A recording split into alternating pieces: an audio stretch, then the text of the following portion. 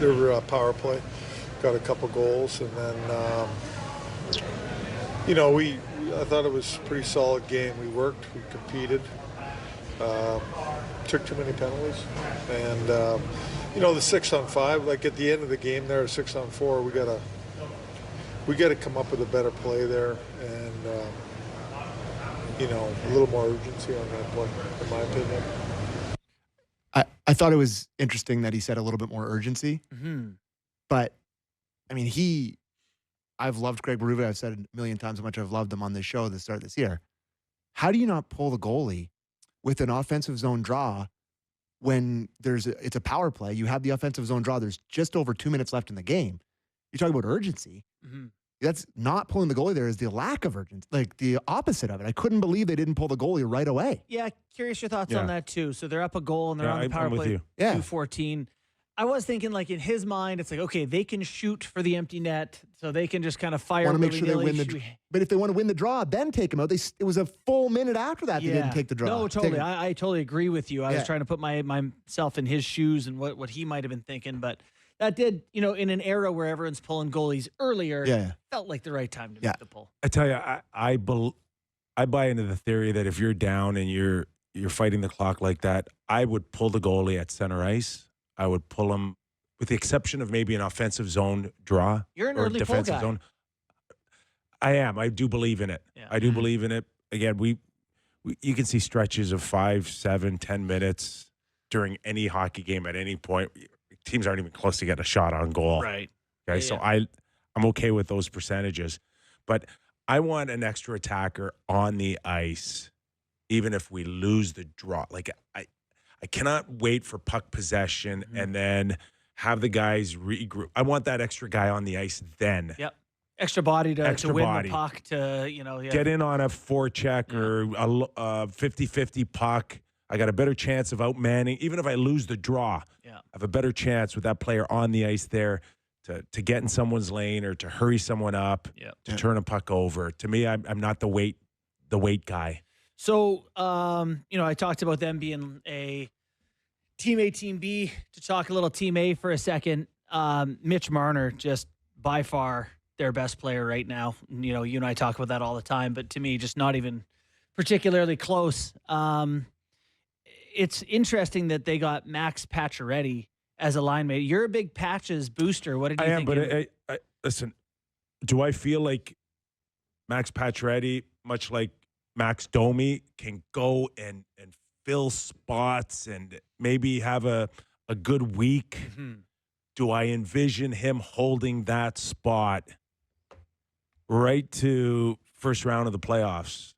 No, absolutely not. I think those are short-term solutions, but you didn't, like, nowhere in my world do you invite a guy on a PTO at his age and then find out that he's going to be your number one left winger. Well, we do this with the Leafs the last however many years. And I said this on Leafs Talk, but I'm like, God, that gave me Thornton vibes. Yeah, put him up there because like, oh, maybe this works. And it's Thornton, like, they put Thornton with Matthews and Marner multiple times, right? Yeah. And I was like, oh my God, I don't agree with them doing it right now. I don't disagree with it. Like, there's not an obvious other option. Right now. We're not starting game one like this. No, I agree. Like, it's a fine move, but that's what the vibe was that I got when I saw it happening. Totally. Yeah. So, he's worked with Willie and JT. You're right. He can plug in there in spots, but I feel the same way as Matthews and Marner, where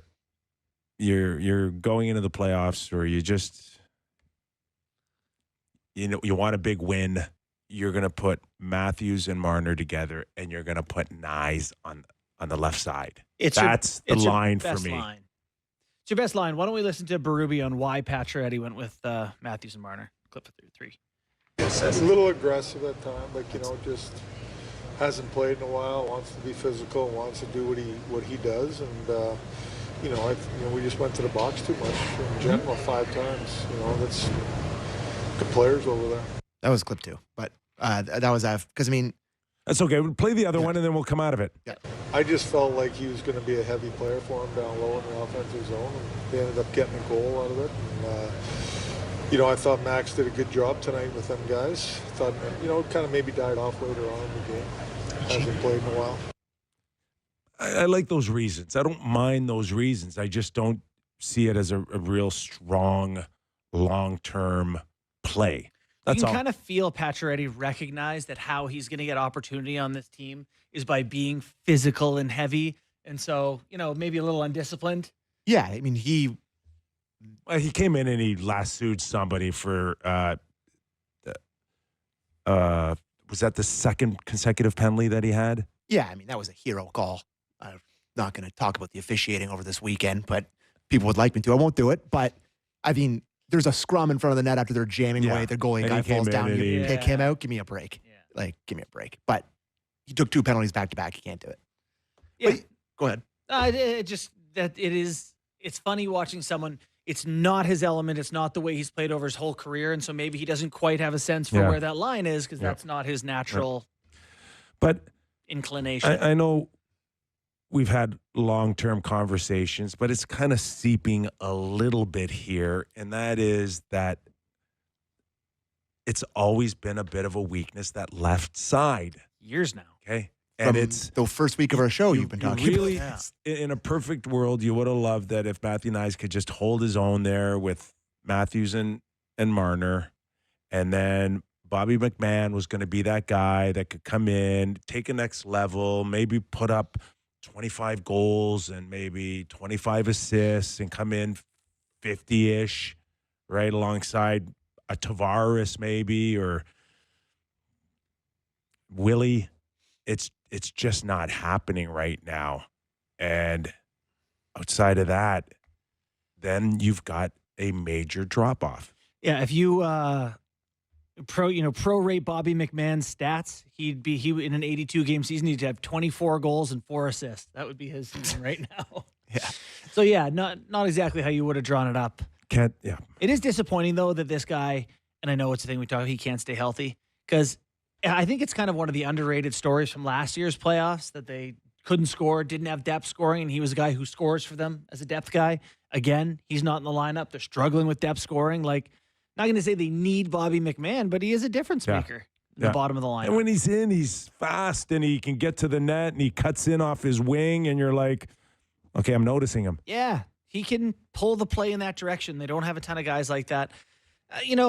Now I'm grasping at straws, but I like Lorentz a lot. Maybe he's a guy who could get a little bit more opportunity. I like him every time he's out there. So, But looking for something. You talk about the lack of 5-out-5 scoring, and you talk about who's going to come back here, and how it feels like there's a lot of pressure on Domi coming back Well, here. McMahon and Domi Yeah. and Yarncroc. Yarncroc scored 20 last year. Laugh all you like. But Is he close? no, he got I don't think surgery. he's anywhere to be found. I don't think he's JB. a factor. But I mean, he's going to be a Toronto Maple Leaf this year, is he not? Good question. Do you think he's just? I mean, he had surgery, so I don't know how long that lasts. But I'm not depending on him as a option really. But Domi coming back in here feels like there's a ton of pressure on him. He didn't score once before he got hurt. Mm-hmm. He was in a 13 game or however long point drought when he was gone. So that's one guy. McMahon can't stay healthy. It's the team A, team B situation very much so here. I don't know. We talked about third line center. They may be looking for more than that. And you've mentioned hopefully big game hunting a little bit. Yeah. But we do have Berube weighing in on we need some bottom 6. Clip 4, please. Well, yeah, for sure. We need some guys to contribute down in the bottom 6 for sure. Got to find a way to manufacture some goals from those guys for sure. I agree. So is there a fair time to have a Reeves conversation as a guy that's in there every night still? Played both sides of a back-to-back for them. Plays close to 7 minutes a night. What are you saying? You want him out of the lineup? I'm saying he could be eligible to come out here and there. Yeah. I just don't. There's 2 hurts. You don't have anyone good to put in who's going to score there. Yeah. I mean, Steves scores every night in the AHL. You come up, you put him in the fourth line, it's going to look worse. No, it's probably 1% better offensively. No, 10% better offensively. Whatever. I don't disagree with that. If that is the biggest problem, then Reeves not there to do that. But There's just so many guys in the bottom 6 they're putting over there with no hope of a goal, right? And it's they're the good defensively, but it's there's no. so Who's the hope? Kampf, you're even when he comes back, he's not supposed to score. And it's like Reeves not supposed to go score. Holmberg, same. none of the guys they throw over, other than the 4 guys, gives you a hope in hell I'm gonna to score. throw a little emphasis on Craig Berube on this. Okay. And I think he's done a heck of a job. Yep. And I think we've had more than a sample size to suggest that, at least for the Atlantic Division, I can tell you that the only 2 teams that look like they can win a best of 7 series is Florida and Toronto. So everybody else I kind of have underneath. Yep. So he's done a good job, but I think the onus is now on him is to help coach these guys in the bottom 6. The Toronto Maple Leafs may be taking a new approach to salary management, which could directly impact Mitch Marner's contract negotiations. During Kyle Dubas' tenure as general manager, the team didn't hesitate to spend heavily, and this trend began with a 6-year extension signed by Marner in 2019. At the time, Marner's $10.9 million annual cap hit set the market for superstar wingers, surpassing comparable players like Mikko Rantanen of the Colorado Avalanche, who signed a 6-year deal with a $9.25 million annual cap hit. Now, however, times seem to be changing. TSN's Pierre Lebrun recently reported that the Maple Leafs have implemented an internal salary cap, aiming to ensure no player earns more than captain Austin Matthews, who signed a 4-year extension worth $13.25 million per season in August 2023. The team's primary concern revolves around Marner's agent, Darren Ferris, who, according to Lebrun, might push for a percentage of the total salary cap instead of a fixed dollar amount. This could result in Marner's cap hit exceeding Matthews' $13.25 million, conflicting with the Leafs' new financial strategy. Ferris is known for driving negotiations to the limit, often taking his clients to free agency. This raises fears that discussions between Marner and the Leafs could drag on until July 1st, giving Marner and his camp all the leverage in negotiations. Another complicating factor is the rising market. Lebrun noted that Mikko Rantanen believes he could secure $14 million per season as a free agent. This sparks the question, could Marner demand even more? And would Ferris take that gamble, knowing the Leafs might opt to move on and sign another player? Marner has made it clear on multiple occasions that Toronto is where he wants to be. As a local player with deep ties to the city, he's expressed his desire to spend his entire career wearing the blue and white of the Leafs. However, staying with the team may require him to accept less than market value, especially if the front office remains committed to its new salary structure. Such a sacrifice could be vital for the team's collective success and to avoid financial issues that have plagued the recent past. While negotiations are still in the early stages, it's evident that Marner's future with the Leafs is at stake. Maple Leafs fans may need to prepare for the possibility of significant changes, but they can also trust in the player's commitment to the city and the franchise to find a compromise. The Maple Leafs' decision to implement an internal salary cap reflects a broader shift in their team-building philosophy. After years of prioritizing top-end talent with hefty contracts, the organization appears determined to strike a balance between superstar contracts and depth throughout the roster. This strategy aims to avoid the pitfalls of past seasons, where a lack of financial flexibility often left the team vulnerable in critical playoff moments. For Mitch Marner, this shift creates a unique challenge. On one hand, his value to the Leafs is undeniable. A consistent top scorer and elite playmaker, Marner has been instrumental in driving the team's offense.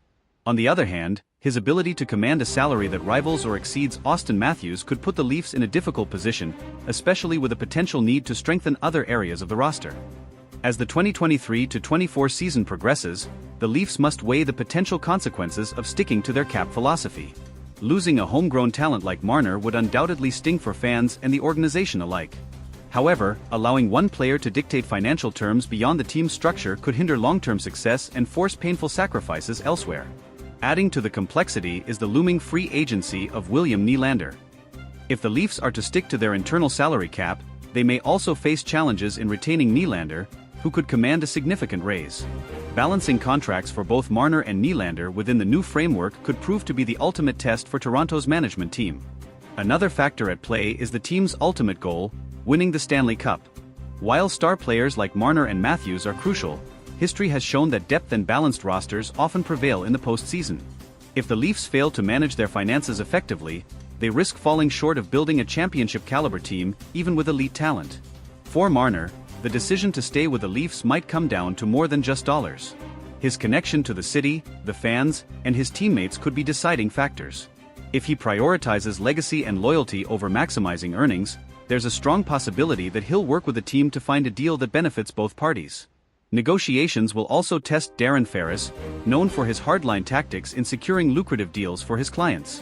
While pushing for top dollar is expected, Ferris may need to weigh the risks of alienating the Leafs management and fanbase.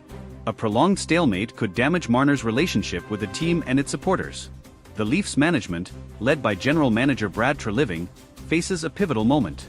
Treliving's reputation as a negotiator and team builder will be on full display as he navigates this high-stakes scenario. Striking the right balance could solidify his tenure in Toronto, while a misstep might set the team back for years. For Maple Leafs fans, the coming months will be filled with anticipation and uncertainty.